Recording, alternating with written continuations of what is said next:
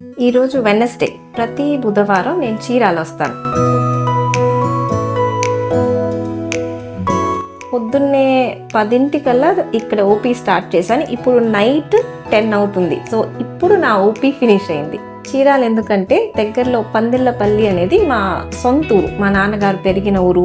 మా నాన్నమ్మ అక్కడే ఉంటారు. మా తాతగారు రీసెంట్గానే చనిపోయారు. సో ఇక్కడ ఉన్న వాళ్ళు, మా ఊరోళ్ళందరూ మా అమ్మాయి అని చెప్పేసి చూపించుకోవడానికి వస్తారు. అందరూ వచ్చినప్పుడు ఎట్లా ఉన్నావు ఏంటి అని చెప్పేసి చాలా ఎఫెక్షనేట్గా ఉంటారు.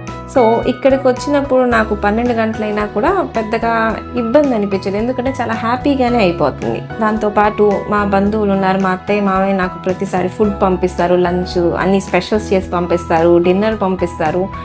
సో ఇక్కడ ఉన్నంతసేపు ఎన్ని గంటలైనా కానీ నాకు ఇబ్బంది ఉండదు. ప్రతి బుధవారం అందుకే తప్పకుండా నేను చీరాల వస్తాను.